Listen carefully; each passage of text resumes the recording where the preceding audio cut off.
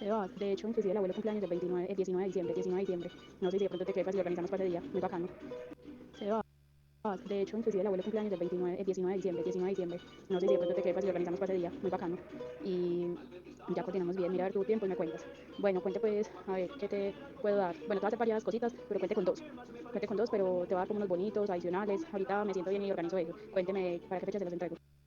Sara, te cuento, bueno, con el abuelo, qué bueno que no sea en esa fecha donde el cumpleaños, porque me imagino que va a estar toda la familia, entonces qué bueno podernos sentar con él al detalle. Hagamos pues una cosa, yo tengo tres marcas, entonces le voy a dar un regalo por marca. Entonces, le doy un kit de velitas.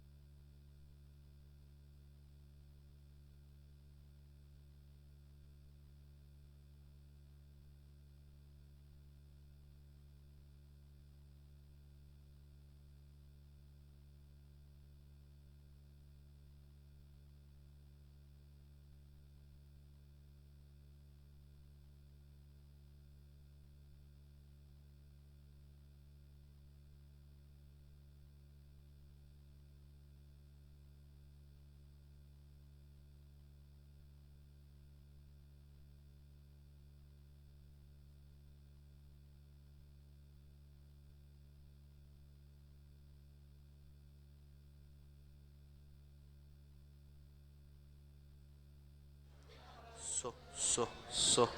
1, 2, so. Sonido 2. So. Oh. Sáquelo hacia arriba. Eso. So. Sonido 2. So. 2. Como en los grandes documentales, sonido. Ese es directo, el suyo. Bueno, Sonido. no se prende, mejor. El suyo Club sí Colombia Dorada. El de Manuel y el de Mauro sí se prende hacia arriba, por favor. Olo. Ya, Sonido. Dale, Mauro, tú. Sí, hola, buenas noches. Hola. Hola. Ya empezó, ¿no? El humor. Mauro, hábleme todavía otro poquito. Sí, bueno, como les iba diciendo y como les conté ayer y les voy a contar mañana también. Entonces, bueno, vamos a estar aquí conversandito con dos amigos acá, pasándola bien, contando. Manuel, vamos contigo, por favor. Oh, Sebas, qué maravilla estar acá, hombre. Uno después de Barranquilla, uno dice, no, yo no quiero volver a Copacabana, man. Augusto, vamos contigo, por favor. Barranquilla lo trajo en la silla. ¿Se escucha bien? Yo creo que sí. Va bien. Listo. So.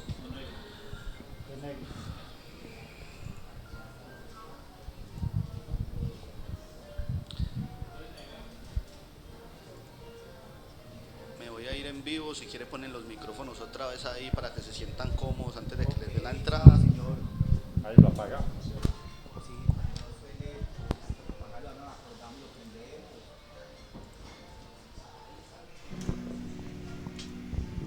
Hola. ¿Usted me dice cuándo empezamos? Señor, Me dice cuándo empezamos. deme. Primero que en las redes estén bien conectadas, que el satélite funciona, chévere.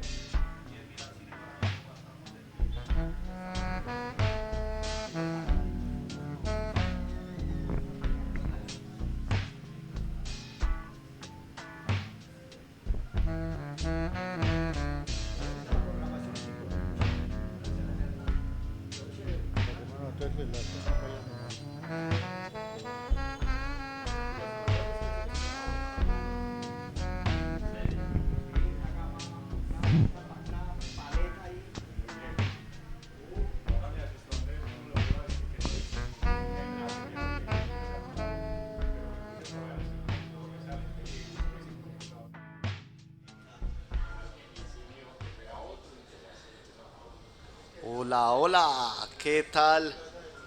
A todos los que nos están acompañando hoy desde el Café Expansión y a todos los que están conectados, bienvenidos a esto que es las charlas del prefestival Miracine en el municipio de Copacabana.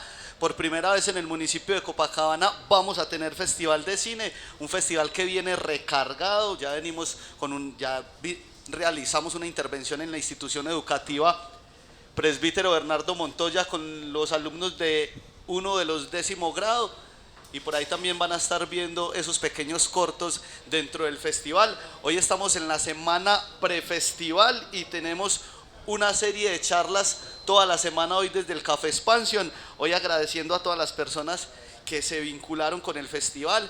Me queda cortico hoy el espacio para contar cuáles son, pero muy grato saber que Copacabana está recibiendo el festival, que todos los locales, organizaciones y empresas ya se quieren sumar al festival para que este festival se dé con toda. Entonces recuerde, el festival va a ser en 4 lugares de Copacabana abierto: el Parque de San Juan, el Parque Principal, el Parque de Machado, y vamos a tener por primera vez en la historia una proyección de cine en la Cruz, agradeciéndole al Padre Jesús también que se vinculó de muy buena forma y con toda la voluntad. Hoy estamos en la primera de varias charlas que se van a desarrollar en pro del festival y con personas que vienen haciendo una tarea de fomentar el cine en la región, en el municipio. Tenemos por allá en primera fila alguien muy reconocido en Copacabana, alguien que desde hace mucho rato ha involucrado a muchas personas en el cine. Tenemos ese invitado especial que también tiene un lugar hermoso para visitarlo, que es el señor César Augusto Vázquez, más conocido como Augusto. El César, muy pocas personas se lo dicen. ¿Cómo? Bruce. Ah, bueno, por allá ya me está hablando y todavía no le he dado cámara. Augusto es programador del Cineclub de la Biblioteca Central de la UDA y del Cineclub Corazón Cristal de Copacabana, encargado del programa de cine de la Casa de la Cultura desde 1989 hasta el 2019. O sea, un patrimonio vivo de lo que ha sido el cine en Copacabana y en los que ha llevado a muchos de los que hoy están participando en este festival a llegar al cine. Por ahí tenemos sentado también al profe Manuel. El profe Manuel Arango Londoño es un historiador de la Universidad Nacional, gestor cultural de la Universidad Nacional, vigía del patrimonio, un total amante de la literatura. Yo cada que me encuentro con el profe me ofrece libros, me invita a leer. Entonces, maravillado de tenerlo aquí también con todo ese mensaje crítico y de construcción colectiva. También tenemos a Mauricio Correa, cofundador del Cineclub Ojo de Envigado y el Cine Taller Unanla, administrador de la Cinemateca Subterráneo. Trabajó en el Festival de Cine de Santa Fe de Antioquia y en el Departamento de Cultura de Confama. Entonces hoy vamos a tener un panel súper sabroso donde nos van a contar esas experiencias vividas durante la programación, durante la construcción. Entonces yo les voy a dar bienvenida a estos tres invitados y decirle a la gente de Copacabana que comparta, que se vaya, comparta y diga: estamos en el primer festival de cine de Copacabana y todas estas charlas van a ser transmitidas. Y lo más bonito es todas esas personas que se inscribieron para presentar sus obras, todos esos artistas locales que van a estar diciéndole a Copacabana: vea Copacabana, lo que hay es talento, y ese talento innato que tenemos que seguir rescatando. Una vez más, a todas las personas que se vincularon, a todas las organizaciones, a todas las empresas, a todos los locales comerciales, y si no se ha vinculado todavía se puede vincular, puede escribir a las redes de @festival Miracine Copacabana en Instagram, en Facebook y también en TikTok. No estamos en TikTok, Daniel, todavía no, pero para allá vamos. Entonces ahí los voy a dejar con estos tres invitados de lujo para que nos cuenten todas esas experiencias y nosotros vamos a estar aquí conectados a esto que es el primer festival de cine Miracine Copacabana. Ahora nos hablamos, pues ahí los dejo con estos invitados. Augusto, Manuel, Mauricio, este espacio es de ustedes. Agradecerle a esa administración bonita de Expansión que nos ha permitido tomarnos ese espacio con cultura. Ahora nos hablamos, pues, cuéntenos. Buenas noches. Yo pensaba y me tocaba que presentar a estos muchachos, pero ya este hombre dijo todo lo que había que decir de nosotros, por lo tanto nos pasamos esto por la galleta. Yo propongo, pues esto es una charla como muy informal, un conversatorio más entre todos. Yo creo que yo más que charla voy a contar como una experiencia mía como pequeña, como de 40 años apenas, 40 años de experiencia. Bueno, es pequeñita, ayer empecé. No sé, como más es preguntarles a ustedes como cosas, me supongo yo, puede ser cierto. Yo tenía un título para esta charla que era Programar cine en una sociedad apática, y me regañaron todos que porque ninguno de nosotros es apático. Y yo no es que les diera apático a nadie, sino que de pronto me llevan a caer en cuenta, y es un momento difícil para programar cine, un momento complicado, porque anteriormente el cuento era muy diferente. Cuando no había el cuento de las redes, de las plataformas, de todo, era muy diferente. Ahora, programar cine con todas estas plataformas y con todas estas cosas es una cosa totalmente diferente.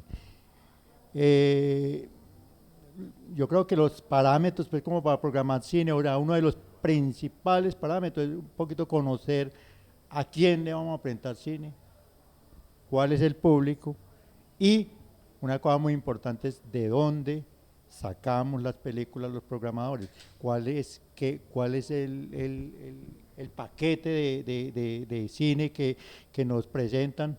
Nosotros cuando presentábamos cine en tiempos pasados teníamos las embajadas, teníamos alguna cinemateca por ahí, teníamos gente que nos colaboraba y un catálogo que había en el momento y teníamos que acogernos y este es el paquete que tienen y ahí teníamos que, no programábamos lo que queríamos, teníamos que programar lo que había, lo que hay. De hecho, ahora también se programa lo que hay, no se puede programar cosas que no tenemos.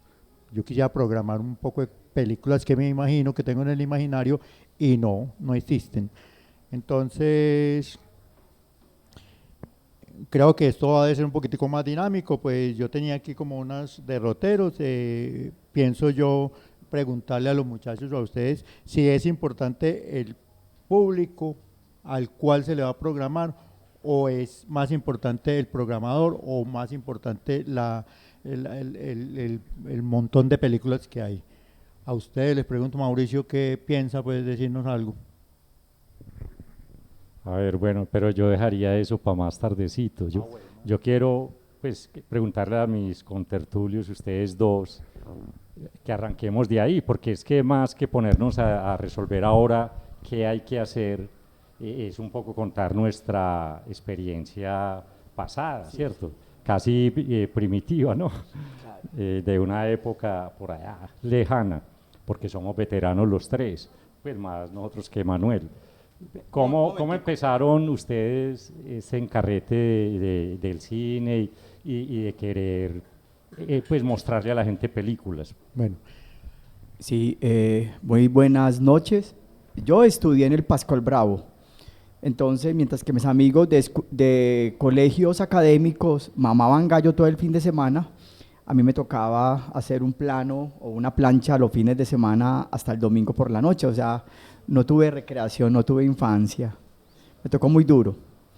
Terminé bachillerato y mis amigos iban a jugar billar y donde las chicas de vida difícil o fácil, no sé qué será eso, y yo me fui para donde un señor, Luis Alberto Álvarez, que llegaba de Europa, que a los primeros talleres y cursos de cine, en el Goethe Institut, en Cámara de Comercio, en el Subterráneo, en el Colombo Americano, con Peter de Chazo antes de que llegara Paul Barwell, y así me fue enrutando.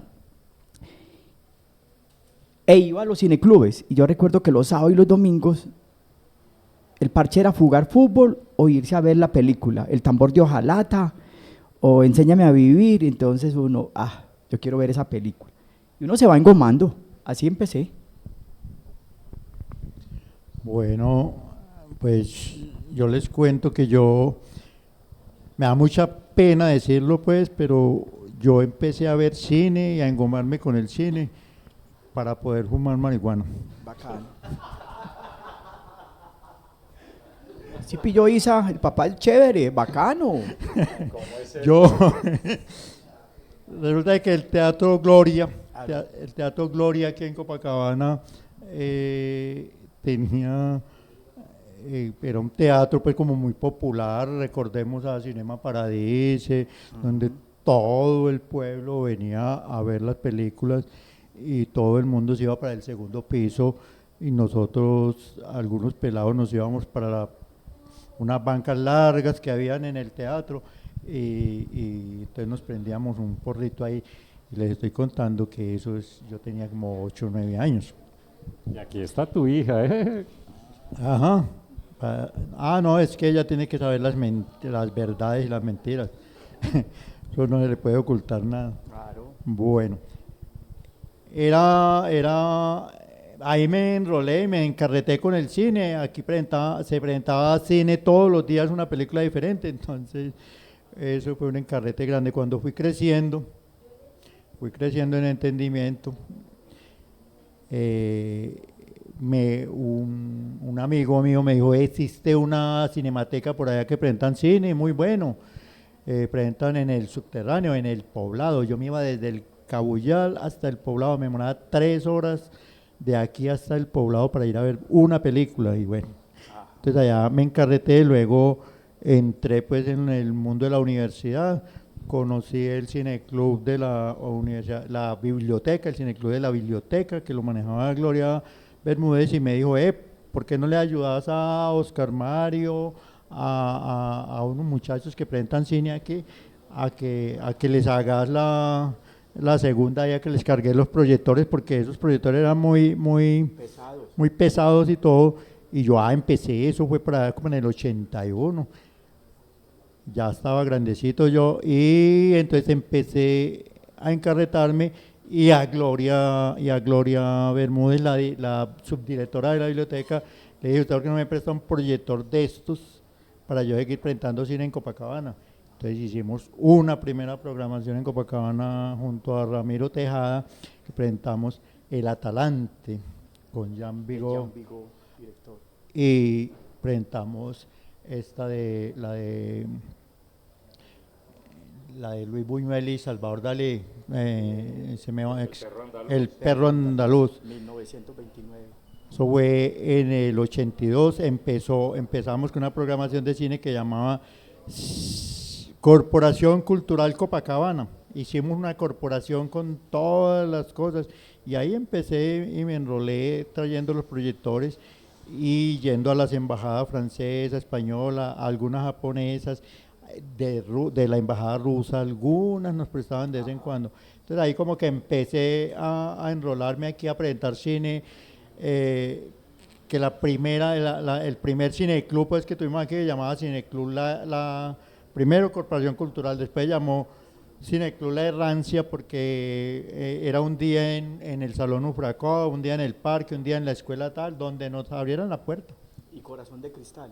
Luego de La Errancia empezó a hacer Corazón de Cristal, que fue en homenaje a una película de Herzog, porque un amigo me decía que el cine, o él decía que el cine, cuando usted lo veía a través de la lente, cuando usted cogía una cámara, ese lentecito era como un corazón de vidrio.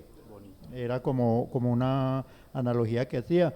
Entonces ahí empezaron mis cosas. Mi primera película que vi así que empezó a gustarme el cine culto, el cine diferente, El Enigma de Caspar Hauser, en la Cinemateca Subterránea en el Poblado, donde la manejaba. Yo creo que Mauricio me tocó que él me vendiera la boleta, yo no sé. Bueno. ¿Y tú, Mauricio? Entonces, dejemos ahora para avanzar más y que nos contés más a fondo sobre esos cineclubes de más adelante. A ver, yo tengo que decir, yo estudié 4 añitos ahí en el Colegio San Ignacio, ahí por el estadio, y tal vez ese fue pues como lo primerito, y es que los curas presentaban películas un poco atrevidas. Yo recuerdo, no sé si es imaginación mía, una que llamaba es que una mosca sobre el terciopelo azul o rojo, yo no sé. Hay que buscar, pues no, en internet estará ahí ese dato si existe o no. Y otra que es Teorema, no sé si es de Pasolini. Sí, Teorema. Son las dos que recuerdo que los curas se atrevían a programar allá pues para que la gente viera. Basado en una novela y dirigida por Pasolini, en las mismas novelas de él. Bueno, ya de pronto por allá como yo tenía como casi ya 17 años, de repente apareció un man enamorado de mi hermana Olga, empezó a aparecer por la casa, y ese man que se llama pues, Luis Fernando Correa, era el mismo apellido nuestro pero no de la familia, y él ya estaba como muy jalado por el cine, ¿cierto? Él tenía muy buenos contactos, yo no sé, ese man. Entonces, por ejemplo, él estuvo encargado en la Cámara de Comercio. Pero bueno, el caso es que él llegó y encarretándose con mi hermana nos invitó a montar un cineclub. Y así fue como en el sótano de mi casa ahí en Provenza, nos reunimos, creo que éramos 5 o 6 amigos. Estaba mi hermana Olga, estaba Rubén, que ahora vive en París, estaba Mauricio Pérez, y Luis Fernando y yo. Puede que se me escape alguien. Y organizamos el Cineclub Cine Ojo. Pues dijimos, vamos a montar el Cineclub Cine Ojo. ¿Por qué Cine Ojo? Porque él era ya un amante, pues así perdido de la teoría del cine ojo del director ruso Siga Vertov, el director pues de la revolución soviética, ¿cierto? Y él tenía los libros de Vertov en español. Entonces, pero montamos el cineclub, aunque nació en mi casa, ya con la idea de que funcionábamos en Envigado. Queríamos hacer la labor allá, no sé de dónde salió propiamente eso, pero no iba a ser pues ahí en el poblado, sino en Envigado. Y así fue que los amigos del Cineclub Ucamau nos prestaron los estatutos para nosotros copiarlos, presentarlos ante la gobernación y nos dieron la personería. Entonces así nació Cine Ojo. Creo que esos estatutos, o cómo es que se llama el decreto, pues la aprobación que sale en la Gaceta Municipal o salía, cierto, ya empezamos a funcionar. Sí, la personería jurídica. Así nació Cine Ojo. Primero creo que presentamos, fue una película en Medellín, alquilamos un teatro, muy ilusos. Si no estoy equivocado fue Sacco y Vanzetti, la de los anarquistas, pues dos manes que cogen, cierto, de parche, pues como se dice ahora, para acusarlos de haber causado un incendio en Chicago, creo que fue, y lo llevaron a la silla eléctrica. Nos fue muy mal, ahí perdimos ya un billete. Después creo que fue en Envigado, en el Teatro El Dorado, que lo alquilamos y presentamos, no sé si fue la de Orson Welles, El Proceso, o también, sí, basada en el libro de Kafka, o también en esos días presentamos Las Actas de Marusia, que era una película muy revolucionaria, pues sobre lo que pasó en Iquique, ¿cierto? Que está contado en la cantata Santa María de Iquique por el grupo Quilapayún. Entonces ahí no hacíamos y no perder billete, hasta que de pronto apareció la Casa de la Cultura de Envigado apoyándonos. Estaba Beder Sánchez, el historiador, dirigiéndola y muy generoso con nosotros, nos dio el espacio, el pequeño auditorio de allá, y empezamos a funcionar allá con las películas que nos prestaban. Y ahorita ustedes van a hablar un poco también de eso. Pues yo voy a dejar ahí que eran las embajadas, era la embajada americana a través del Colombo americano, era la Alianza Francesa y también el Instituto Goethe, ¿cierto? Eran los principales proveedores de nuestras películas en 16 milímetros. Y nos tocaba cargarlos, ellos nos prestaban la película y el proyector era el proyector de cada una de esas instituciones, lo cargamos muchas veces de Envigado para Medellín nosotros, pues en el caso de nosotros, y eran bien pesados, pero nosotros pues no sentíamos ningún peso porque estábamos felices haciendo esa labor. Bueno, ahora cuenten ustedes un poquito, a ver, que ya, Manuel, si quieren, Envigado, contanos un poquito cómo fue allá tu asunto. En Bello. En Bello, perdón. Sí, claro. Pero primero, dos cositas. Voy a ver si divido mentalmente, si es que tengo una neurona buena, es 3 instancias. Primero, empecé a programar, ya tú lo decías, las embajadas son clave.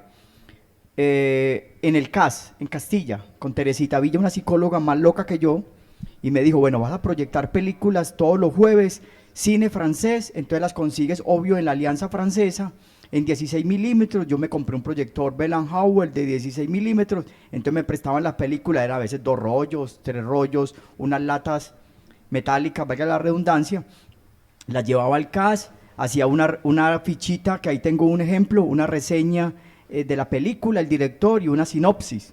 Veíamos la película y conversábamos. La segunda instancia, pues me adelanto un poco, ya fue en la Universidad Nacional. Yo ingresé en el año 1989 a estudiar historia, y habían unos chicos como los amigos tuyos de la Antioquia, Oscar Mario Estrada, Germán Freddy Valencia, Carlos César Arbeláez, que ahora son directores reconocidos de festivales y de películas, y tenían cineclub en la Antioquia, y un convito mío que yo lo relevé en la Nacho. Entonces me dijo Ricardo Castillo, un man del Pacífico colombiano, que era el arquero de nuestra selección de fútbol de historia, ve, ya nos vamos a graduar, y hemos mirado que vos podés seguir con el Cineclub de la universidad. Entonces me tocó con José Ignacio Vélez de Extensión Cultural programar en 16 dentro de la universidad, en 35 en el MAN y en el Cinecentro. Entonces fue una experiencia bonita. Y la tercera fue ya en Bello, con Freddy, el que hizo Calígula, otro pelado sociólogo, Yasmín Marín, y quien les habla. Y como duramos como 7 años, me dice el Centro de Historia, bueno, nos ganamos una convocatoria con la biblioteca y vamos a hacer un cineclub. ¿Te le metes? Claro. Entonces, ¿qué es un cineclub? Sabrá el berraco que es un cineclub. Investigue, mijo. ¿Cómo se programa? Las embajadas. 2, ir a los cineclubes. Sábados y domingos y algunas noches en Medellín. 3, los festivales. Entonces ya uno se va como medio formando y ya uno dice, voy a armar un ciclo sobre los niños en el cine. Y eso va a ir resultando. Entonces en esas 3 instancias. Redondeo un poquitico las embajadas. La embajada colombo-francesa, generosos, películas gratis y con catálogo. El Goethe Institut quedaba una media cuadrita arriba del Parque de Bolívar, una viejita que tenía una biblioteca exquisita alemana y prestaban acetatos de jazz y le prestaban la película a uno y ahí dictaba Luis Alberto Álvarez cuando vino a Alemania los primeros cines de un tal Peter Lilienthal, Volker Slondor, Fassbinder, todo Fassbinder, Wim Wenders, etcétera, etcétera. Entonces ahí fui encarretándome. Iba donde voy. Bueno, Susto, entonces hablamos del Corazón de Cristal. Creo que es pues, el primero así en forma donde programaste, ¿o qué? ¿O hubo otro antes?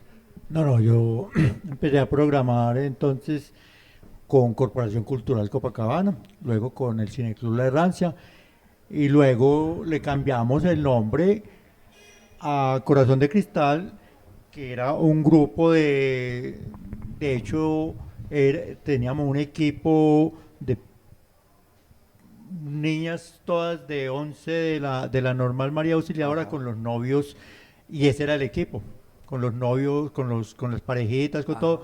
Era un equipo muy chévere porque siempre entonces estábamos programando con ellas. Pues realmente a mí me tocaba la responsabilidad de programar, hacer que eso fuera real. Eso fue hasta el 88, 89 más o menos, cuando aquí no existía Casa de la Cultura, no existía por el lado del municipio nada, y un día les dio por decir, vamos a hacer Casa de la Cultura, y donde es en este momento la volvieron Casa de la Cultura, y el mismo alcalde del entonces dijo, el Cineclub se lo vamos a dar entonces a Augusto, que ha estado ya 6, 8 años presentando cine con el esfuerzo de él. Y empezamos entonces a programar ya como un poco más serio.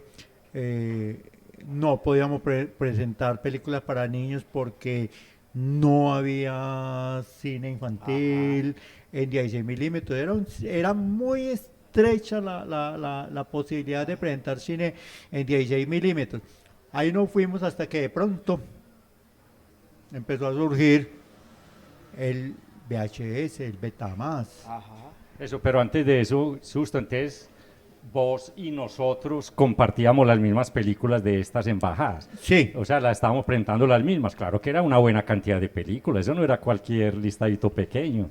Los alemanes traían muchas, y el Colombo americano, todas esas de la comedia, ¿cierto? Muda norteamericana, todo, ¿cierto? Ahora no, mostrarnos eso, Manuel, Sí. pero primero Augusto, estábamos con esas mismas películas, Sí, ¿cierto? la embajada alemana tenía un catálogo grandísimo, y nosotros podíamos, yo decía, "Vea, la programación de los 2 meses siguientes mía va a ser esta, la de Cine Ojo va a ser que ustedes escogieran las que quisieran". Entonces ahí nosotros nos compartíamos entre todos lo que yo programaba, lo que programaba la Cámara de Comercio, porque entonces resultaba de que aquí en Medellín había un paquete mensual de 20 películas, por decir algo, porque yo programé unas, porque Manuel programó otras, el Subterráneo programó otras. Entonces ya había un paquete más grandecito. Entonces era muy bonito porque finalmente era una simultánea en el área metropolitana, porque si no la podíamos ver aquí, la veíamos entonces en Envigado, en El Poblado, en la Nacional o en la Antioquia. Era muy simultánea, teníamos que estar conectados de verdad. Sí, había, ya me acuerdo que tenían unos cuadros y allá decían quién se llevó esta, aquel, Sí, a mí a esta veces- película está allí, allá, ¿cierto? En cada embajada, pues, o institución. Sí, a veces me tocaba ir al Cineclub de Envigado por ella. Ve, la tenés que recoger o el Cineclub de Envigado se la tiene que llevar a Copacabana. Era un compromiso que era bonito y eso era muy bonito porque todos éramos en bus con esas platas. Bueno, y a ver que veo que Manuel sacó aquí un tesorito, hombre, yo no me acordaba de eso. Este tesorito del pirata Manuel, yo tengo mis vainitas. Este es Embajada de la República Federal de Alemania, Bogotá, catálogo de películas de largometraje 1982-83.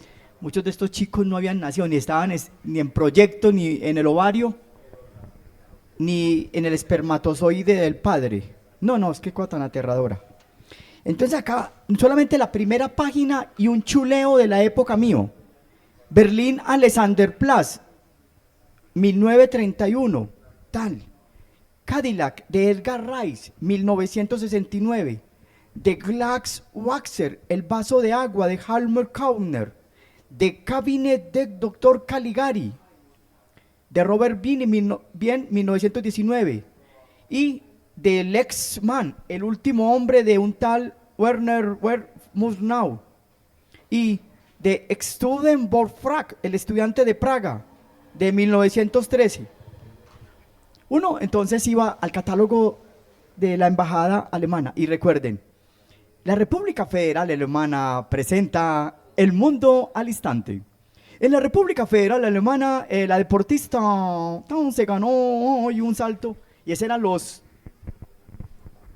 como los documentales, eso tiene un nombre, como los previos a la película, como unos promos, tiene un nombre técnico pues, domos o dogos o docu, pero documentales breves antes de. Entonces uno se alfabetizaba y uno luego leía en el Goethe Instituto la revista Scala o de Spiegel, el periódico alemán. Entonces uno se enteraba que andaban los jóvenes en Alemania de la época, porque como que conocimos Alemania después del muro de Berlín. No, ya habíamos disfrutado, mucho cine, mucho jazz en acetato que nos prestaba la viejita esa. Pero esa viejita era muy tesa. Se demoraba uno con un acetato o una película un día más, lo buscaba uno. Bueno, a ver, perdón, yo me tomo la palabra porque yo quiero redondear, avanzar. Ahora dije que andábamos con los proyectores prestados, pero voy a contar cómo llegamos a nuestro propio proyector en Cineojo. Bueno, resulta que con esas películas nosotros empezamos a perder billetes, ¿cierto? Cada vez el saldo más en rojo. Y entonces nos pusimos una cuota voluntaria, los miembros del Cineclub, éramos como 10. Por ese Cineojo pasó mucha gente, yo estuve 5 años, pero nomás ayer me puse a consultar a ver si podía contar aquí que Cineojo existía y que de pronto era el cineclub más viejo de Colombia. Y sí comprobé que es el más viejo, pero parece que no existe ya. El último dato que vi es del 2016, con un logo muy bonito que seguramente lo hizo Luis Guillermo Correal, muy surrealista, muy Cocteau. ¿Él era médico? Sí, el médico Luis Guillermo, que fue el que se encargó, pues sí, ahora tiene... Pero vi también en internet que hay un cineclub de Envigado. ¿En qué año empezó el Cineojo? En 78 es la personería, cuando nos publicaron en la Gaceta el permiso, pues. Sí. Entonces, bueno, pero entonces nos pusimos una cuota, creo que eran 20 pesos, el que pudiera dar, cada quien lo que pudiera, 20, 50, y yo manejaba el billetico con un cuaderno muy bien organizado, muy claritas las cuentas, empezamos a ahorrar. Con eso íbamos, fuimos poniéndonos al día con las deudas con los que habían prestado platica ahí. Y ya después, bueno, pero necesitamos el proyector. Entonces empezamos a recoger en mi casa, en el sótano, en un baño que no se usaba, en bultos de cabuya, metíamos papel reciclable y lo llevábamos a Guayaquil a venderlo. Allá lo pesaban y nos daban un billetico por eso, empezamos a ahorrar. Y para terminar de conseguir el billete, fuimos a Cartagena. Y Luis Fernando, el que nos incitó a formar el Cineclub, tenía una marquetería, La Tienda, era socio con una mujer de esa marquetería en el barrio Prado Centro. Entonces nos regaló, para que los que fuéramos a ir a Cartagena, eso fue como en el festival del 79 u 80, nos dio unos espejitos lindos. Yo tengo ese espejito en mi casa con un Chaplin, con los patines así abiertos, en tiempos modernos creo que es. Sí. muy lindo, y allá vendimos como 10 de esos y completamos los 60.000 pesos que nos valió ese proyector de Bell Howell, de los de plástico, pues era la cubierta que lo consiguió un man de Envigado. Ese man no sé de dónde supo que lo estaban vendiendo, era un gangazo, y ya felices con nuestro propio proyector. Descansamos de estar andando con él, aunque andar con él tenía también una cosa muy bacana, y es que, por ejemplo, yo venía de Envigado en un colectivo con el proyector y la película, y subía 10 cuadras caminando a mi casa con eso cargado y la película, o alguien, o entre dos, y con mi mamá la veíamos en mi casa, en la pared de la casa más bacana. Eso no fallaba, pues, cuando pasábamos por mi casa con la película para entregarla el otro día. Bueno, ¿qué otras historias hay por ahí? No, sobre ese proyector y algo. Ese proyector de 16 milímetros Bell Howell tenía sonido óptico y sonido magnético. Entonces también tenía una tapita y tenía un cable, entonces tenía como un baflecito. O sea, era una cosa completa, era un aparatico pues americano, son gringos, hay una publicidad de esos gringos, ya ahora hay proyectores japoneses, suecos, austriacos, alemanes, franceses, italianos, pero en la época era lo gringo lo que más llegaba a nuestro Tales.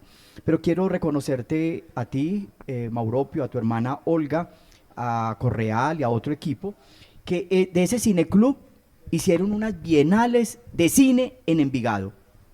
Como 3 o 2. Algo así. Yo ya me había salido del cineclub. Okay. Había pasado mis 5 años, eso fue al 6.º año, yo creo.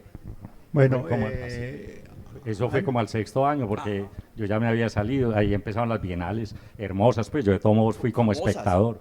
Famosas esas bienales. Dale, Mauro.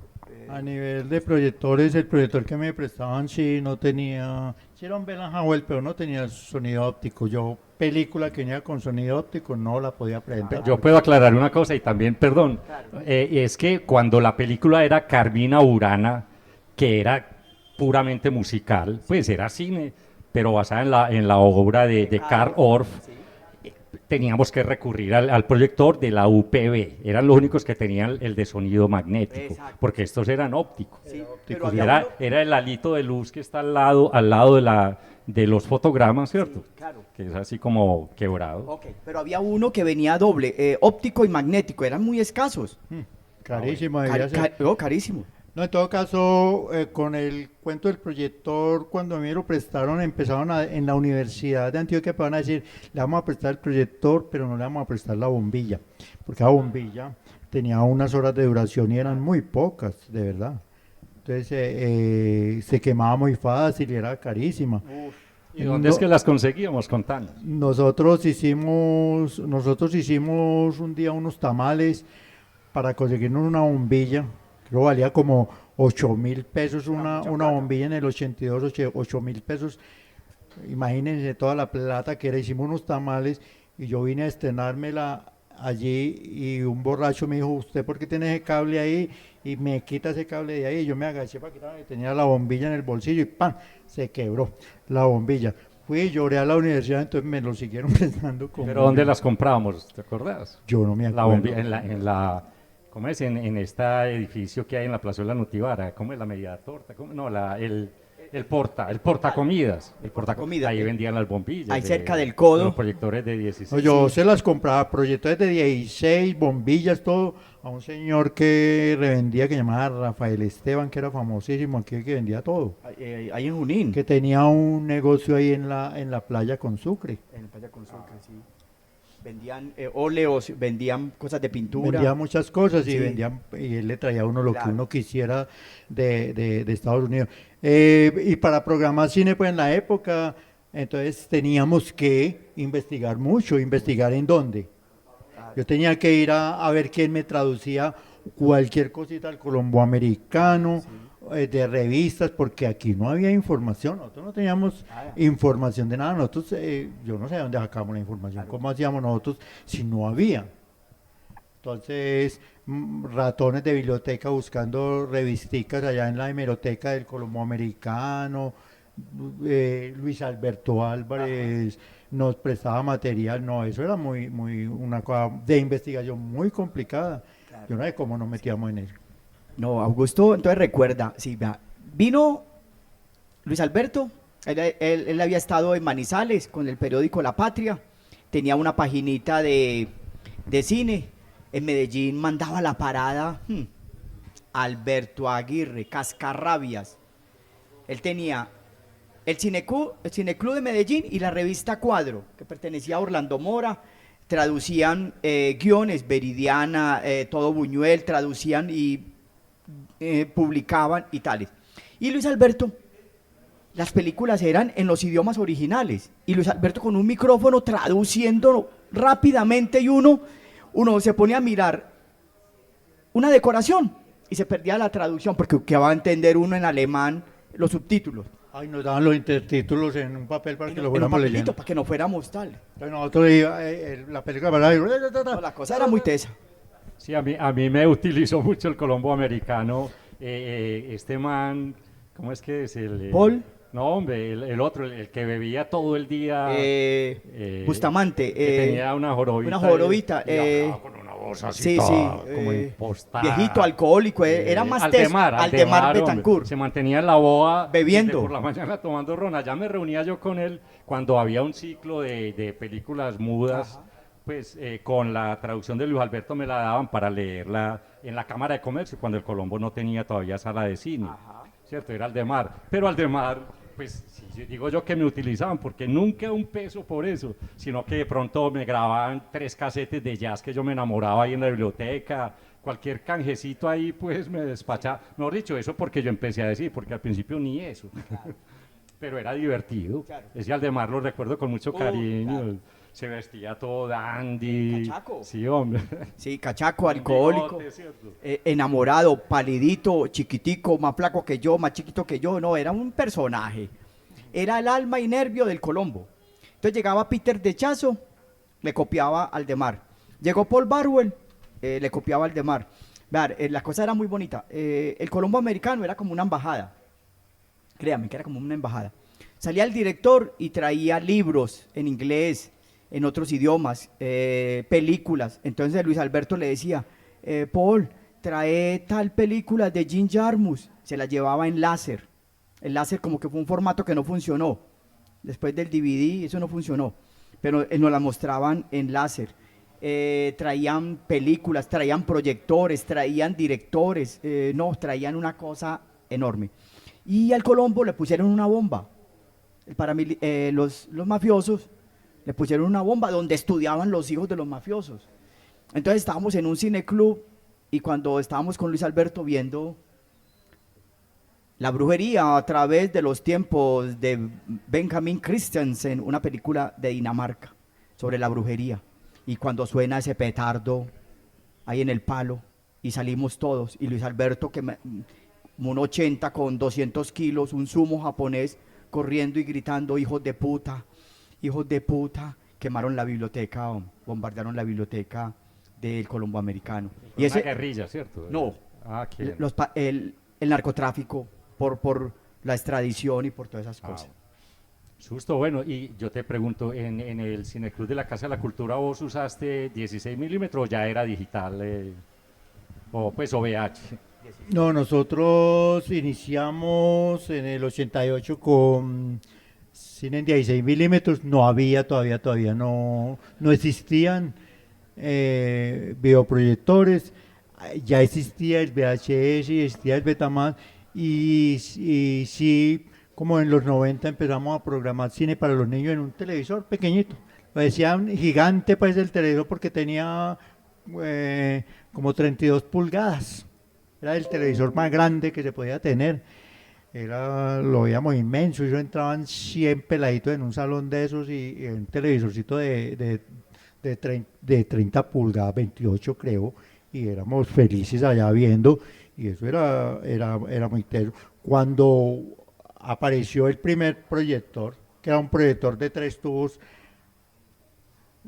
pesaba como 1,5 toneladas. Estaban los 3 tubos, los 3 colores luz que habían, era como el morado, el verde y el naranja. No recuerdo qué colores había que sincronizarlo. Si a uno se le corría un color era tenacísimo. Ahí empezamos nosotros, pues ahora sí vamos a presentar el cine del bueno, porque ya en VHS hay todo. Bueno, VHS, ¿en dónde conseguimos una buena película en VHS? Entonces recurrimos, ahí empezamos a Luis Alberto Álvarez. Eso fue en el 92, empezamos a trabajar pues ya el cine en video.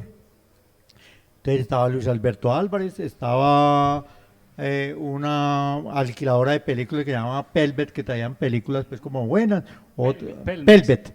Ah, sí. Pelvet, y otra que llamaba Video Variedades, que de pronto traían cine arte, cine independiente, cine, porque todo era muy comercial y como nosotros ya teníamos, o al menos yo ya tenía como un gusto no tan comercial, yo no quería que presentar cine aquí, que se presentara yo ya venía de esa escuela de esas películas. ¿Quién se vio una película de las que Manolio mencionó ahora? ¿Ustedes las conocen?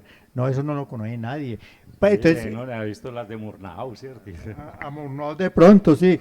Entonces, yo ya venía como de esa escuela y yo, no, pues sigamos con esa escuela, con el cine escaso, buscar cine que no esté en toda parte, que no presente en televisión, que no presente.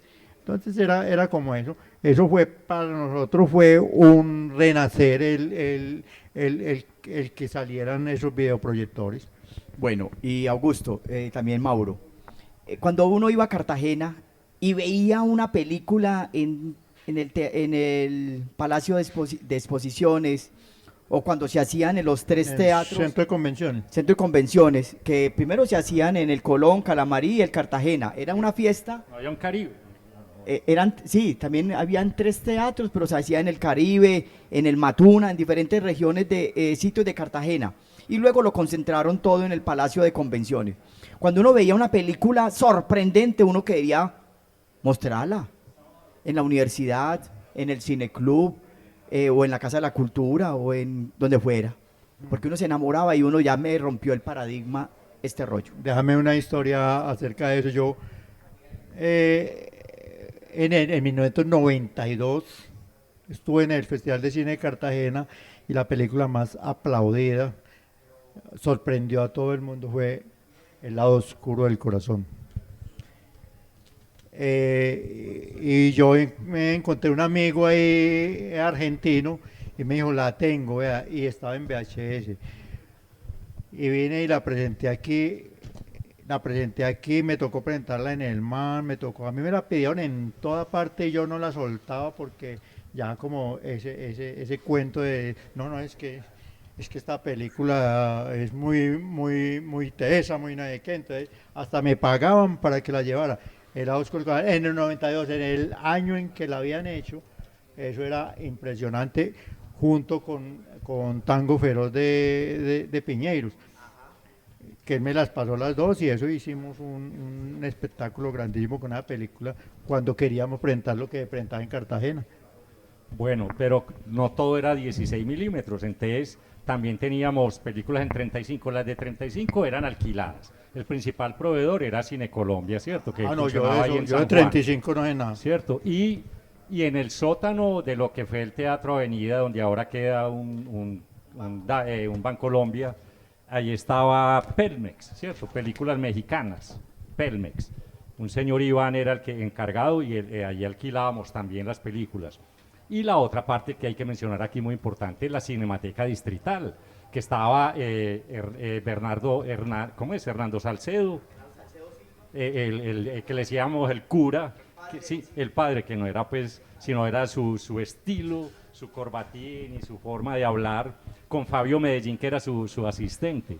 Entonces con ellos conseguíamos películas también muy importantes. Tal vez a través de la Cinemateca Distrital llegaban las películas de la Revolución Soviética, pues de Eisenstein y otras. Sí, en Bogotá había un señor particular que tenía un montón de cine, de cine muy interesante en 16 milímetros. Yo 35 milímetros, aquí sí no, pues éramos muy pobres para manejar pues los proyectores. La Casa de Cultura, ni yo, ni nadie, yo nunca en mi vida he proyectado una película en 35 milímetros por recursos pues, económicos. Sí, bueno, pero entonces que el 35 milímetros nos lleva a hablar de otro tema interesante y es la Cinemateca Subterránea del Poblado, a donde yo entré a trabajar precisamente también por Luis Fernando Correa, que era muy amigo de Pacholo y le habló de mí que me diera trabajo allá, y ahí fue que Pacholo me enganchó pues como administrador.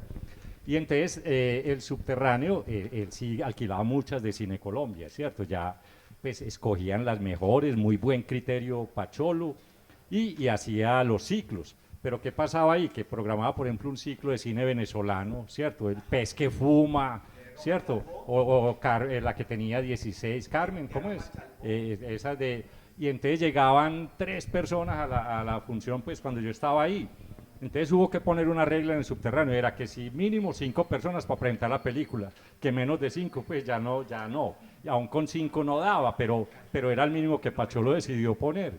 Y entonces a veces llegaban 3 personas, les tocaba aceptar pacientemente y devolverse. Pero Augusto me contó una historia que te pasó.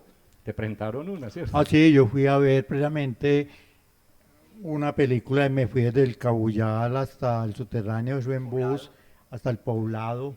Eso era muy largo y me dijo, no vino usted. Y yo, ahí estaba Pacholo, no sé si estaba vos o yo no sé quién estaba ahí. Él decía, no, es que no vale la pena. Y yo, pero... Entonces le conté la historia desde dónde iba yo a ver una película, qué hacía. Yo estaba en noveno o en no sé qué. Con el esfuerzo me dijo, no, entonces presentémosla. Entonces me la presentaron a mí solo. ¿Pero no te acordás cuál era o qué? El Enigma de Caspar Hauser. Sí, el Que yo enigma. cada que la presentaban la iba a ver y que otro día me fui a verla y me presentaron Cantando Bajo la Lluvia. Que era una película que tenía Pacholo ahí como propia de él, ¿o qué? De comodín, de comodín. Que siempre que les faltaba una película la Eso, presentaban. ese era el comodín. No, espere, sobre eso yo lo que recuerdo que el Subterráneo, llamándose Cinemateca Subterráneo, no llegó a tener sino una película, pero no esa, sino que creo que era cuando papá tuvo, No. Salió en viaje de negocios de Custurica. No, era la otra. primera vez. El amor en gotas de lluvia, algo así. Era la propia que tenía. También, pero de Custurica. No, de otro man, de Bueno, una película ya. checa o tal. Bueno, déjame Bueno. una cosita. Ve, El amor bajo las gotas de lluvia. listo. El enigma de Caspar Hauser es una novela alemana. Entonces la llevó al cine primero François Truffaut, el niño invisible, el niño increíble o el niño salvaje, Salvaje. el niño salvaje. Y luego Herzog con el enigma de Caspar Hauser. Eso es un clásico del cine alemán y cinematografía francesa de la nueva ola y del nuevo cine alemán. Bueno, Ari, Augusto les dijo El lado oscuro del corazón, presentada en Cartagena en 1993. El comienzo. Me peleé por un año.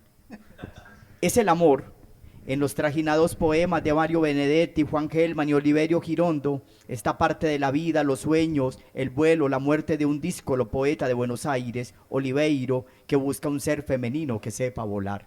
Yo se lo dediqué a un profesor, a Jorge Alberto Naranjo. Bueno, el Subterráneo luego lo trasladan para Suramericana Seguros, en los bajos. Ahí se coge la fuerza como subterráneo, porque eran unas escalas. Es ese parque verde, ya está muy feo. Antes era muy hermoso, iba uno allá al Porrito, iba uno allá a cumplir años, a tomar cervecita, a tomar vino. Después de Carlos R. Restrepo pasaba uno a la Piloto, y ese parque de Suramericana de Seguros, abajo el Subterráneo. Y ahí empezó un tal Víctor Gaviria a ganarse un concurso de Super 8. Y estábamos en un seminario de cine, Víctor y otros más, y Víctor se gana con Buscando Trébol en Super 8, y ahí empezó la escuela como tal en Medellín. Espere, yo hago una precisión. Vale, Disculpame. vale, sí. Es mejor pasar un poquito ahí, pues, no sé, la contradicción, pero es que vea. Primero que yo no llegué a Suramericana porque yo había ya peleado con Pacholo cuando todavía estábamos en el Subterráneo. Yo tuve una pelea con él, pues eso es una historia. Otra historia. Bueno, tal vez no cabe aquí. Pero la cuestión de Víctor es esta, el Subterráneo cumplió 5 años cuando yo estaba trabajando ahí y convocó al Festival de Cine en Super 8. Y ahí fue que Víctor hizo esa película con la cámara que le prestó Andrés Upegui, que es uno de nuestros jurados, le prestó la cámara a Víctor para hacer Buscando Tréboles, y ahí se ganó el premio. Eso fue todavía en el Poblado. Sí, Bueno, pero, más esa predicción, ¿cierto? pero la premiación como que fue ya en Suramericana, créame. bueno, No, bueno. o como el segundo, pues, Super 8, listo. el segundo concurso. Bien. Y era Pacholo, Francisco Espinal y un man Babercot o Vivercot. Farberov. Farberot. Sí, Eran Jorge dos. Farberov. Sí, Era eran dos. judío, él está en Estados Unidos. sí, Y una monita. Era el otro dueño y del una Subterráneo. monita bajita en la taquilla. Manejaba la parte videoteca, video, o sea, no, biblioteca, catálogos, folletos, afiches. Y un man Manuel, José Manuel, en la taquilla. Entonces uno se hacía amigo de ellos. Entonces cuando uno no tenía dinero, que es lo más frecuente, uno le hacía un guiño a ese man. Entraba todo el mundo y yo, entre.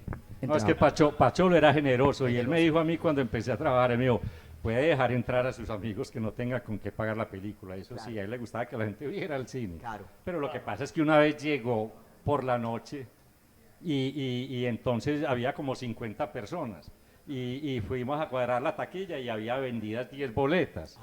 Entonces, ¿qué pasó? ¡Ay, Mauricio está robando la plata! No, lo que pasó es esto, que cuando se acaban las boletas, que había que sellarlas en Coldeportes en el estadio. Eso, había ¿Cierto? Las sellaban con un sello seco, que era perforaciones sobre la boleta impresa del Subterráneo, que las imprimía la litografía de Luis Alberto Álvarez, ¿cierto? Ajá, sí. Entonces, ¿qué pasó? Que a mí se me olvidó el viernes tener las boletas suficientes para el fin de semana. Había como 10 o 20 boletas. Entonces, y Pacholo realmente era generoso, pero era bravo. Y yo, por miedo que me regañara, le dije a Rogelio, el portero, Rogelio, vamos a tener que hacer una maroma. Vos te haces el loco y no rompes la boleta y me la devolves para volverla a vender. Pero yo apuntaba juiciosamente cada entrada. Eso es un recurso. Yo lo apunté en un cuaderno. Entonces, cuando Pacholo vio eso, ahí mismo echó a Rogelio. Se la multó fue a Rogelio y a mí no me echó. Yo fue que peleé con él en esos mismos días por otra cosa. Y entonces, ya pues eso se explicó muy bien. Yo le mandé una carta a Pacholo explicándole que yo no le estaba robando un peso. Nosotros solamente, que yo recuerde, le hicimos la trampa una vez. Y es que sí nos guardamos unos pesitos para comprar las ricas empanadas que vendía la parroquia, que tenía un puesto de empanadas debajo de las escaleras del Subterráneo, con gaseosa, pues que lo que tomábamos en ese tiempo, gaseosa. Vale. Ahí sí tumbamos a Pacholo una vecesita, pero esa vez no era el interés de robarlo. Luego, mira, breve, en La Piloto se proyectaba cine. Ya estaba trasladado el Subterráneo del Poblado. Yo nunca fui a la plaza principal del Poblado, a un garaje donde queda la Cinemateca. No Nunca. era una cuadra arriba, no, era una sala de cine, Manuel, que no era subterráneo, era subiendo al segundo piso. Sí. Ahí empezó Teleantioquia, ¿cierto? Que ahí Era nadie Puebla era Espina, un auditorio muy grande. pero Sí, no era yo un nunca- garaje, era una sala de yo cine nunca- como con 400 cupos. o Yo nunca 300. fui allá, sí. Nos dice por acá Silvana Andrea que El Niño Salvaje de Averión fue otro caso diferente, pero sí tienen semejanza las historias de él y Kaspar Hauser. ¿Qué nos dicen al respecto? Dígale a quién. Silvana Andrea. Dígale a Silvana que la novela El Enigma de Kaspar Hauser es una novela alemana y que Truffaut, François Truffaut, uno de los grandes de la nueva ola francesa, la vertió al cine francés y Werner Herzog la llevó al cine alemán. Que luego hablamos eso. Yo realmente no sabía que El Niño Salvaje Sí, era eso es mismo. basado como en la misma obra. Claro, Yo- recreado, es la misma cosa. ahí, Lo sí, que ahí recuerdo es que- ahí sí le va a tocar defender a ustedes. Vea, El Manuel. Niño Salvaje, yo recuerdo que se llama El Niño de Aveyron, una Eso. cosa así, es francesa, la de Truffaut, Sí. pero la de alemana sí es, de Sí. un libro alemán. Pero Manuel. es la misma historia. Bueno, y Yo si creo que no, ella puede tener razón ahí, sí, pero listo. el nombre, No, pero la la memoria esencia. no nos alcanza Ok, para tanto bueno, detalle. entonces estaba desarrollando brevemente que luego se pone como un centro cultural, un complejo cinematográfico, el sector de Carlos R. Restrepo. La Piloto proyectaba cine en 16 milímetros y a veces en Super 8. Luego montan o se traslada el subterráneo al subterráneo de suramericana, con el apoyo, entre otras, de Cine Colombia y de embajadas, etc. Y el Museo de Arte Moderno abre su sala, que era una sala de exposición de los Rabinovich, Tulio Rabinovich y otros hermanos familiares, los judíos de Telsa y de Tejidos Tejicóndor y posiblemente una tenedería de acá, bueno, eso será otra historia. Montan la sala de cine con ayuda desde Bogotá. ¿Y sabe con qué ciclo empieza la sala de cine del MAN? Con un ciclo completo de Luis Buñuel. Allá trabajaba Marta Ligia Parra. Y yo en el 89 ingreso a trabajar en la taquilla del cine del Museo de Arte Moderno. Y dejaba entrar a muchos amigos. Eso lo del truquito de la boleta, yo no la partía y yo la revendía.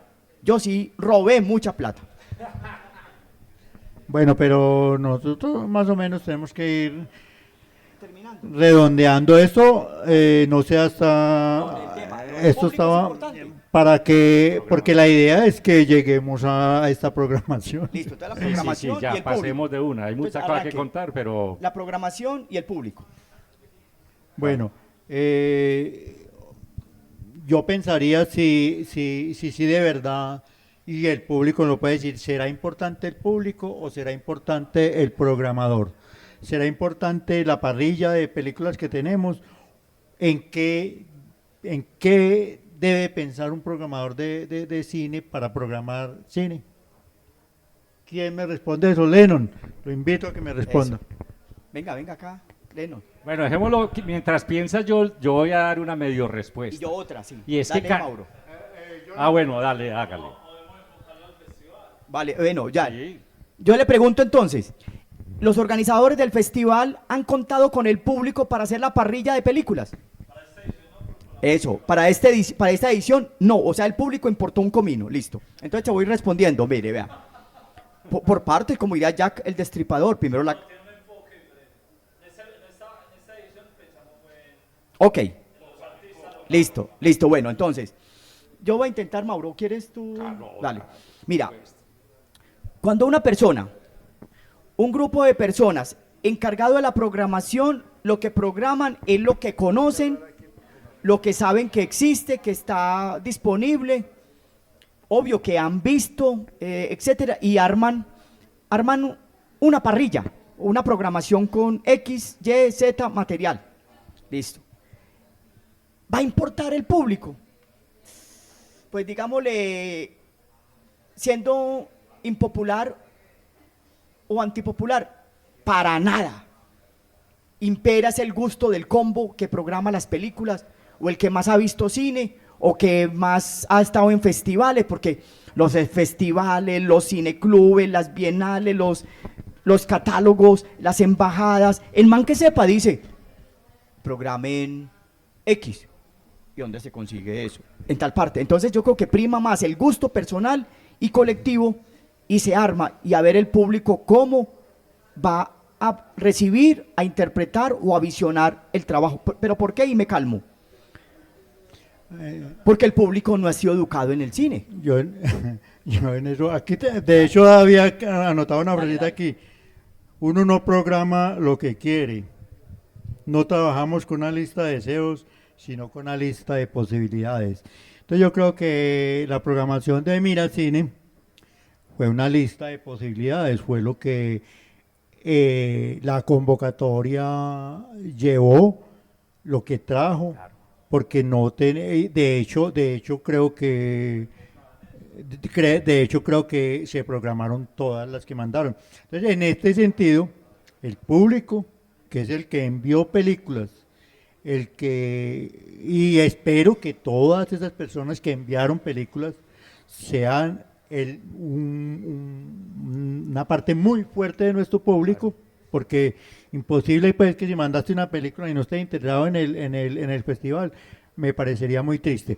Entonces, en ese sentido, el mismo público fue el que se programó, porque si yo mandé una película, la idea era que la programaran, si tú mandaste una, todos los que mandamos películas. Entonces, ahí yo creo que sin nosotros pensar en el público, ahí quedó implícito el público. Yo quiero precisar, Aquí hay otra pregunta. Nos dice Silvana con respecto al gusto que es algo que se forma, que se va creando de a poco. ¿Qué opinan de eso? ¿alguien quiere responder? ¿Cuál es la pregunta, perdón? Silvana nos dice, Silvana Andrea, desde la transmisión en Hablemos Copa, que el gusto se forma, es algo que tiene que ir creciendo. ¿Qué opinan frente a eso?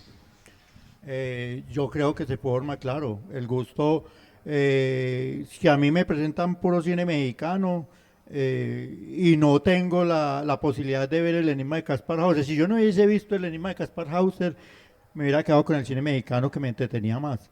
Entonces, a partir de que veo una película muy interesante que me llama la atención tanto, empiezo a formarme y a decir, hay cine inteligente, hay cine que a mí me gusta por esta o aquella razón. Entonces yo creo que yo sí me fui formando por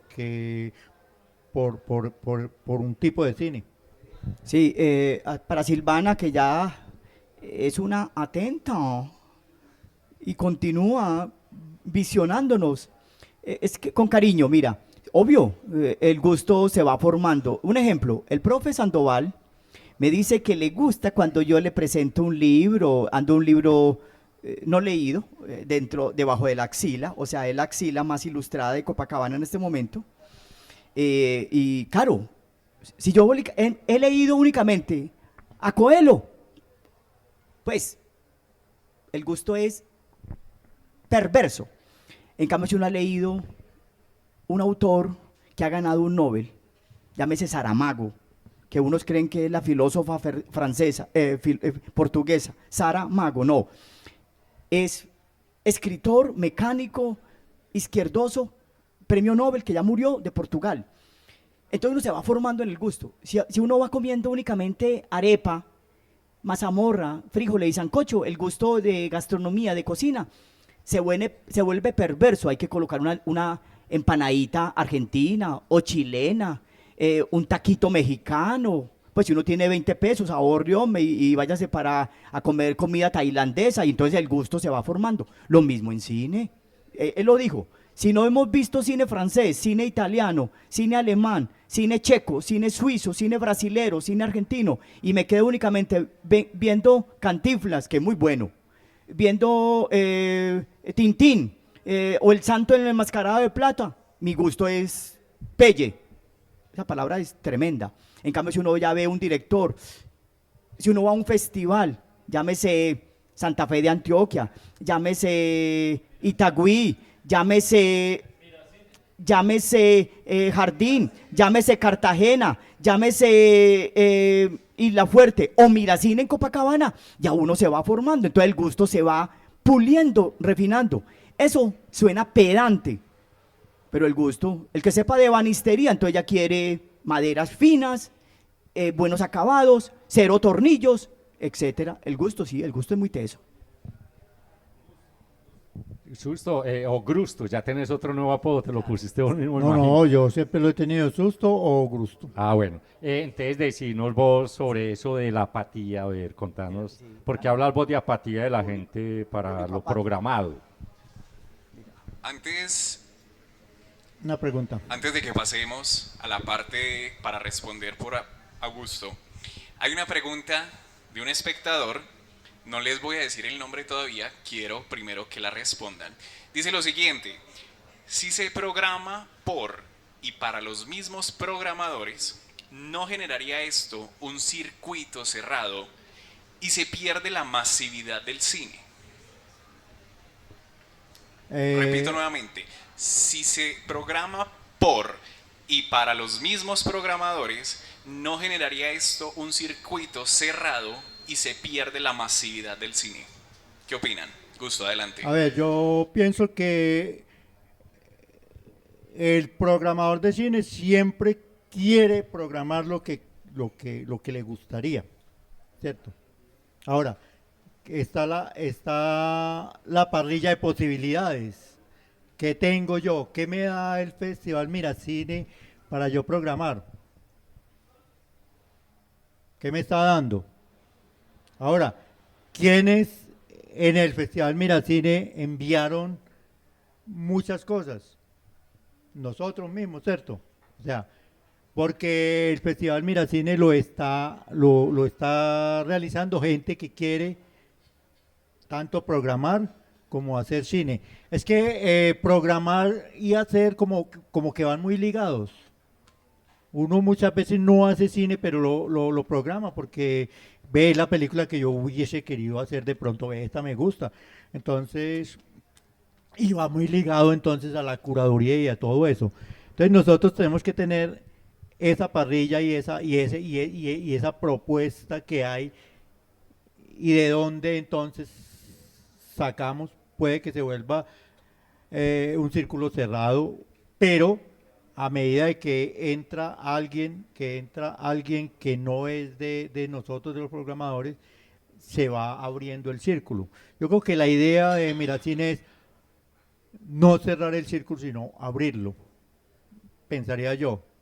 Muy buena la pregunta porque ahí tenemos que abrir nuestra mente, tenemos que abrir el cuento para que el círculo no se cierre, diría yo, pues no sé. Vale, breve.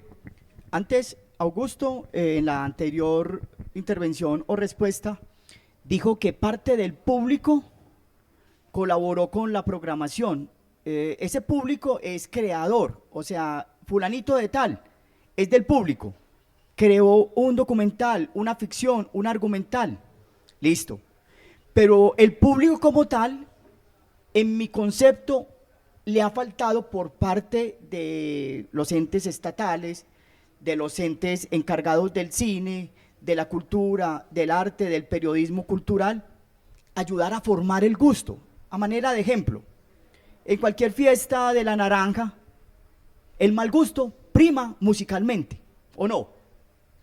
Chucu venteado, parranda mexicana, ¿sí? ¿Y por qué no traen con esa platica que es la misma de nosotros? ¿Por qué no traen un buen grupo internacional o nacional de Medellín o de Copacabana, pero bueno, de calidad? No les interesa, no les gusta. Entonces, volviendo al cine, listo. ¿No le parece peligroso entonces lo que ustedes programan como mucho ego para ustedes mismos? No. Es como uno a quien pone a que haga una revisión de un texto, al man que sabe. Uno a quien pone que revise unos planos de un edificio, pues al arquitecto y al man de resistencia a materiales que sabe. ¿A quién pone a programar? A los manes que saben cine, ¿o no? Y así con el tiempo, lo que nosotros conocemos, lo que nosotros hemos pequeñamente intuido, ya se vuelve conocido. Entonces ya, hey, ¿cuándo va a pasar otra película? Así como pasaste El ladrón de bicicletas, hombre, de Victorio de Sica. ¿Cómo? Ya van mejorando el gusto. Es que cuando hay una programación específica, hace que se estreche el imaginario del programador y del hacedor de cine. Claro. Porque si tenemos una parrilla pequeña, el imaginario nos tiene que estrechar. Claro. Ahora, si nos van a entregar el cine universal desde 1900 hasta ahora, pues hombre, ahí se nos abre el imaginario. Claro. Y puede que entonces empecemos a programar otras cosas. Correcto. Bueno, yo tengo también algo que decir, y es que casualmente ayer, buscando en mi archivo digital de cine, cositas que he ido recogiendo y organizando muy juiciosamente y que las quiero compartir con ustedes. Pues, eso puede ser 1 o 2 gigas de documentos. Ajá. Para que tengan ahí por si quieren curiosidad. Puede que eso no tenga sentido ahora que es tan fácil llegar a cada cosa, pero sí lo tiene, porque son cosas que se me van apareciendo y son tesoritos, y libros de cine y documentos. Bueno, y ayer entonces viendo ahí me encontré un cuento de Osvaldo Osorio. Ajá. Publicado en Cinéfagos, que es su página virtual, y se llama El Cine Clubista. Entonces, ¿qué resulta? Ahí precisamente se plantea el tema, y yo lo tengo ahí, pues no sé si ya tal vez ahora para leer no, pero ese cuento lo tenemos que leer, creo yo, y nos da para analizar. Entonces, ¿qué pasa ahí? Que el profesor de español, Íñigo, tiene un cineclub en la universidad o en el colegio, no me acuerdo bien, pero hay un momento en que él entra como en una depresión porque no le va gente, y él tiene una pelada asistente que él está como medio enamorado de ella, y hay un momento en que le dice, no, ya sé por qué no va gente a las películas, es que yo soy muy vanidoso, es que yo creo que yo soy el que sabe de cine, y yo presento lo que yo sé, porque antes de eso, en el cuento, habla del esnovismo. Él dice, la gente que se mete al cineclub, ya es que yo amo el cine, y entonces se burla de ellos, pues es muy divertido. Pero después él como que recapacita y dice, no, la culpa la tengo yo, le dice a su asistente, porque yo programo películas muy difíciles de ver, soy muy pedante, ¿cierto? Entonces entra en ese dilema. Claro, Entonces, que esa es la apatía de la gente. Claro que él al momentico se arrepiente pues, de decir eso, o no está convencido del todo, pero sí tiene como ese momento de decirlo. Ok. Me haces acordar, Mauropio, que Andrés Caicedo es uno de los pioneros del cineclubismo, la difusión y la realización del cine en Colombia, específicamente en Cali. Y tenía una revista parecida, Ojo al Cine. Y él dice en un texto que se llama La especificidad del cine es algo que... ¿Quién es el espectador de cine? Un man que le gusta gastar pupila, retina, plata, nalga, en una sala oscura. Pero uno queda con unas ganas de que un man le comente qué vio, pues que le diga, ¿cómo te pareció la película? Chévere. Uy, qué trama. Qué actriz, o qué actor, o qué diálogos. Pero ya ni eso. Bueno, de todas maneras, ¿ustedes piensan que el cine está en peligro? ¿Quién va a salvar el cine? Ahora con tantas plataformas, ahora nosotros iremos a salas de cine, ya somos capaces de compartir, de hablar de cine a la salida de la película.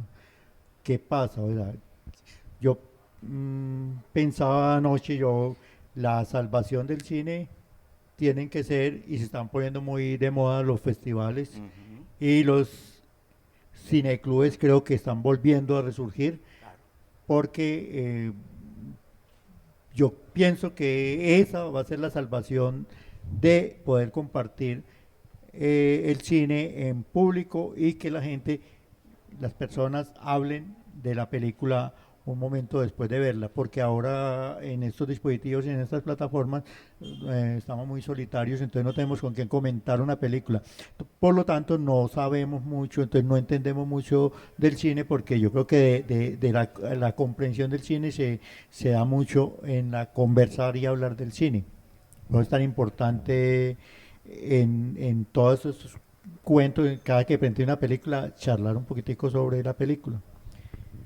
Augusto, eso es la esencia de este diálogo. Mira, me confieso, cuando veo Buenavista Social Club, me gusta tomarme una Club Colombia y votar corriente. Cuando uno ve una peli como el documental El Palenque de San Basilio de Erwin Gogel, el director de Alpina, que le financió a Víctor Gaviria, la vendedora de rosas, es la primera empresa más innovadora del país, que mandarle cartica a Alpina y a Erwin Gogel, así como la 20 es ASEF. Entonces, cuando uno ve unas películas de esas, lo que uno quiere es que su mejor amigo la vea. O sea, ahí no hay egoísmo, Silvana, no hay egoísmo para nada. O el que pregunta, no. Lo que uno quiere programar es que se vuelva voz populi, que todo el mundo la conozca para decirle al cine colombiano, debe filmar tanta huevonada del narcotráfico, pues. Hay otros temas de la clase media vacancísimas, campesinos, la panela, allá donde nació Marianito, etcétera, etcétera. Decirle a los directores, deben de pensar tanto en Cannes y piensen más en Colombia, muchachos, etcétera, etcétera. O sea, eso es bueno para el cine. Entonces, cuando uno ve una película sabrosa, quiere que su amigo, la amiga, compañero, su generación, la vea. Pero nos vamos quedando muy solos, porque es que con un clic del celular está todo y no hay nada. Bueno, vea, yo digo dos cositas. Una, que sí reconozco de gran valor lo que hace Augusto ahí en el cine cafetal. Pues es de los únicos sitios que últimamente he encontrado yo que se conversa cada que hay película. Ahí se habla un buen rato. Eso es muy, muy chévere, ¿cierto? Bueno, no sé, sigan que se me fue la paloma. Sí, en Terco Bar En Tercobar los jueves, Hay otra pregunta. Perdón, para Siete- Raúl. ya 7 diste la p.m. clave, Ok. Perdón, y ahora terminas. Es que vea, de tomo sobre, para entrar en el tema de programación, yo digo que no se deben programar películas saltando de un tema a otro, de un género, así tan loco. Me gusta, en ese sentido sí, ahí sí comparo yo un poquito, Terco que está haciendo ciclos, de al menos 4 películas de algo que las une, bien sea que son del mismo director o el tema, ¿cierto? Ahora, también hay que mencionar aquí que no lo pudimos encontrar, Manolio, vos dijiste que de pronto lo tenía en tu archivo y no lo encontraste. Hay un artículo en Kinetoscopio que yo recuerdo, es un artículo súper irónico, burlándose de los ciclos de cine, los nombres que les ponemos a los ciclos de cine. Pero está bien, pues, eso también hay que tenerlo en cuenta. Pero de todos modos, yo digo que hay que ponerle un tema a un ciclo y que sea al menos de 3 películas, ¿cierto? 3 películas. vale. Vamos a darle un espacio a todas las personas que nos están preguntando por medio de las redes sociales y vamos a hacer una dinámica con ustedes para que sea un sí y no, ¿cierto? Si me quieren argumentar, pocas palabras, póngale 5 palabras, sí, no, ¿por qué? Vamos con la primera, O sea, un Twitter, pequeñito. las pelotas. Nos dicen, la primera pregunta, ¿hay censura en la programación de los festivales, sí o no? Mauro. No, pues yo no podría dar evidencia de eso. No hay censura, ¿Hay censura en en la programación de los festivales, sí o no? no hay censura. No hay censura. Hay más censura en el que asiste al festival que ya llega con una manía, pero los programadores de un festival, que es una parte académica muy tesa, han recorrido festivales del mundo, no tienen censura. 5. Fueron muchas palabras. Sí, pero es que el Twitter es una mamonería. Bueno, vamos con gusto. Bueno, ¿Sí o no hay censura? Yo creo que no hay censura. Hay temas específicos que se presentan y no hay películas que por razones no se deben presentar. Por alguna razón, pero no es censura. Lennon, proteste pues. Listo. Por acá me Esos indican nuevos que no hay talentos censura. colombianos sí estamos Vamos con la siguiente. Yo tengo humor que no dejan. Mauro. ¿Qué Fíjate, posibilidad hay de abrir un cineclub en Copacabana? ¿O cómo lo implementarían en caso de que sí se pueda? Bueno, ya sé que existen 2, pero mientras más se abran mejor, porque cada uno pondrá una temática y un criterio. Manuelito, Augusto. Bueno, existió desde 1982 hasta el 2019. Invitábamos a la gente a que hablara de cine y el público se iba. Nadie quería hablar. Entonces, a nivel de cineclub, empezó a fracasar. En Cafetal empezamos a que se hiciera un cineclub y que el público que asistía programara y hablara de la película y empezó a funcionar. Ahora lo vamos a volver a empezar. Existe, de verdad existe. Sí, hay unas grandes posibilidades de los grupos que se asocien, 2 amantes, 3 amantes del audiovisual, de las imágenes en movimiento, de que formen un club, un cineclub de video, de audiovisual o de cine, un cineclub. Y hay teoría y metodologías para hacerlo, desde el Ministerio de Cultura, la División de Cinematografía, el Fondo Fondo de Cinematografía y Desarrollo del Cine. Hay teoría, la Ley del Cine colombiana de 2003 avala, reconoce los cineclubes. Me pasé más de palabras, Lennon. Para adelante los que quieran formar cineclubes en Copa. Perdón, son 50.000 habitantes y aguanta muchos cineclubes. ¿Cuántos? 90. Ay, jue madre, dije la mitad. Somos Aguanta 90.000 en muchos Copacabana, nunca sí. son muchos los cineclubes, nunca son muchas las revistas, nunca es mucho el arte, nunca es mucha la música, nunca. Vamos con otro espacio, con otra serie de preguntas que nos dice lo siguiente. ¿Cuál sería el camino para entrar en el circuito de películas regionales o nacionales? ¿Qué se necesita? ¿Papelería? ¿Conocimiento? ¿Contactos? ¿Rosca? ¿Qué piensan ustedes? Gusto. ¿Cuántas palabras?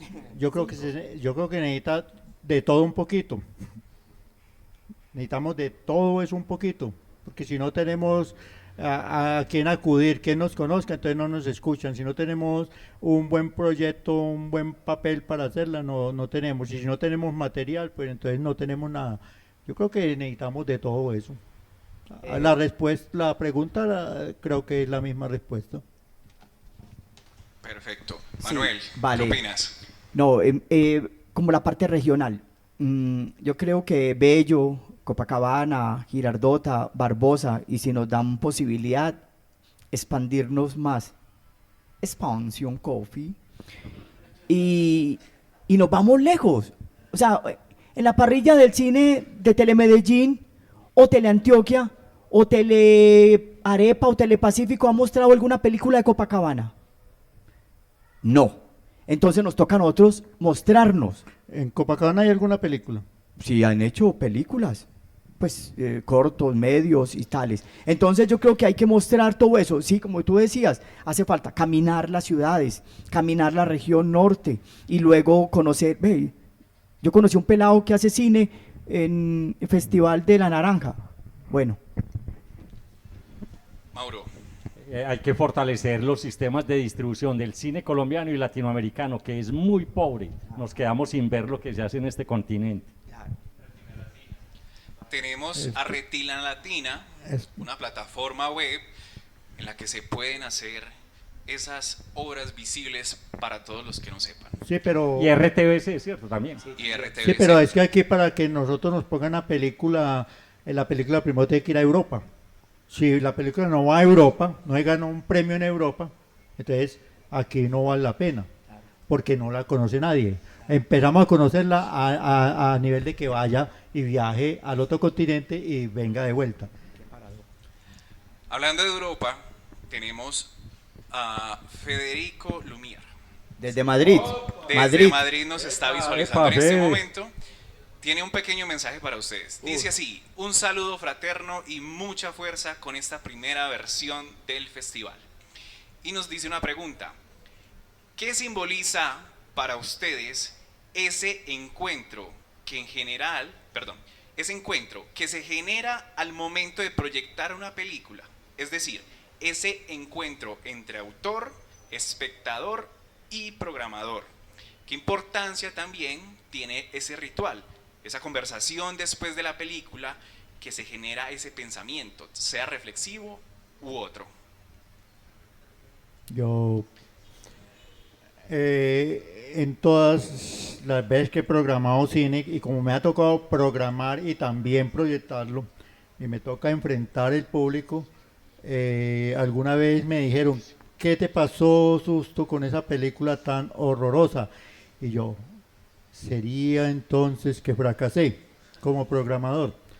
Queda eso, que cuando usted programa una película, es como cuando escribe un poema, cuando escribe un cuento. Ese cuento puede ser muy horroroso, muy maluco, eso no le gusta a nadie. Y entonces, ¿qué hace el escritor? ¿Fracasó o no? Hay que dar ese sentimiento. Si usted pone su foco de atención fuera de usted, va perdiendo 1-0. Ahora, si yo sé por qué programo, pues entonces voy ganando 1-0. Qué alegría, Federico Lumière, desde Madrid, dándonos hálito, impulso, estro para este primer festival. Federico, te hemos hecho un homenaje leyendo Rayuela de Cortázar y La Casa de las Dos Palmas de un tal Manuel Mejía Vallejo. Y te cuento, ¿qué siente uno cuando estos chicos se empecinaron en armar un festival que para mí es muestra? ¿Y qué siente Muestra uno? de festival. ¿Y qué siente uno?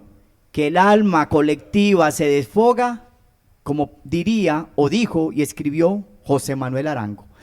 Es volver a sentir que la comunidad está viendo algo interesante, que se puede proyectar y que yo tengo una leve espera de que el país va a ser mejor. Yo pienso que esto era una muestra que queríamos que pareciera un festival, ya yo creo que se parece a un festival. Ustedes lo dirán, yo no sé, vamos a ver qué pasa. Hoy empezamos, aquí estamos. Mauro, ¿qué opinas? ¿Qué importancia tiene ese ritual, esa conversación después de una película y todo eso que se genera, ese pensamiento, esa reflexión? ¿Qué opinas vos? No, eso es de lo más valioso que hay. Ahora en Mirada al Medellín lo vivimos con el director alemán. Claro que fue presencia y no hubo conversación. Él estuvo en la introducción nomás, pero vale mucho. Es ocasional y hay que aprovecharlo cada vez que se da. Es hermoso. De resto, estamos ante la película y nos vamos con ella emocionados, como yo ayer que vi una de las películas más hermosas de mi vida en Mirada al Medellín, una película en inglés hecha por un colombiano. Vamos con una última pregunta, rápido, ¿sí o no? ¿En Colombia se hace cine? Gusto, ¿qué opinas? Sí. Sí. Manuel, ¿en Colombia se hace cine, sí o no? Desde 1914 se ha hecho cine. Con la era Focine se hizo mucho cine del sobreprecio. Y ahora con la ley del cine de 2003 estamos compitiendo con América Latina y con el mundo, y que se prepare Hollywood y Bollywood porque lo vamos a volver papilla con el cine colombiano. Mauro, ¿en Colombia se hace cine, sí o no? No, por supuesto, hasta casi el año 2000 fue muy esporádico, pero ha explotado fuerte, como en todo el mundo, es un asunto global. Se hace mucho cine, es abundante ahora, no hay medios de distribución para verlo. No siendo más, agradecemos entonces a nuestros ponentes. Mauropio, por favor, ¿dónde te encontramos? ¿Qué redes tienes? Lo mismo para Manuel y lo mismo para Gusto. Adelante. Bueno, no, yo no estoy en redes, solo el WhatsApp es la única forma de comunicación colectiva, no más, no sé, me da como perecita. No, si van a hacer como un Twitter de 5 palabras, no me escriban. A mí me mandan un tratado sobre la historia del cine y le voy a mandar a Federico Lumière a Madrid un ensayito chévere sobre qué pasa con el cine en Copacabana, desde el Teatro Gloria hasta la primera muestra festival de cine 2023. No, mi celular solamente muevo y eso cuando le pongo minutos le entran las llamadas. Pues yo creo que estamos ante tres impescables, a ninguno nos han atrapado en las redes. Porque yo tampoco tengo redes. Cafetal, que es un lugar para la cultura, pero particular. Yo no escribo nada particular mío ahí. Entonces, el que quiera comunicarse conmigo de alguna manera, ahí está Cafetal. Cafetal Copacabana. Ahí los invito, pero nada personal. Yo no hablo nada personal ahí. Perfecto. Agradecemos entonces a Hablemos Copa, al Festival Miracine, a todos los asistentes que se encuentran esta noche en Expansion Coffee. Recordamos también que tenemos programación durante toda esta semana. El prefestival Miracine tiene charlas todos los días, tiene mentorías y demás. Los invitamos entonces mañana a la introducción a la fotografía nocturna o astrofotografía por parte de Carlos Mario. Los vamos a tener entonces en diferentes espacios a las 7 de la noche. Nuevamente, la cita es acá en Expansion Coffee. La entrada es totalmente libre. Agradecemos a cada uno de nuestros ponentes, a los invitados que se encontraron esta noche, a Proaburra Norte, al festival nuevamente y a Hablemos Copa. Eso ha sido todo por esta noche. Agradecemos a todas las personas que también nos comentaron en las redes sociales y nos dice Federico Lumière que es una alegría escucharlos. Desde por allá nos tienen a nosotros en los ojos y presentes, ¿cierto? Si alguno de los invitados quiere decir algo más para finalizar esto, es bienvenido. Y no siendo más, muchas gracias por todo. Mañana creo que vamos a dialogar sobre Luis Ospina, pasado mañana. Y sobre Tarkovsky, ¿cuándo? Mañana. Sí. Andrei Tarkovsky, un gran director ruso.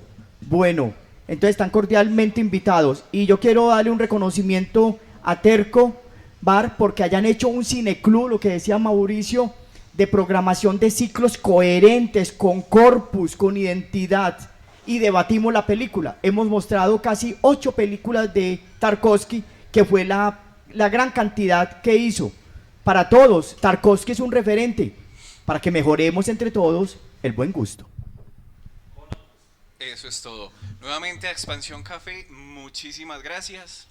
Eso ha sido todo por esta noche. Los invitamos nuevamente a que se programen con nosotros durante toda esta semana. Muchas gracias. Estamos en redes sociales como Festival Miracine, nos pueden buscar, Expansión Café también. Muchas gracias.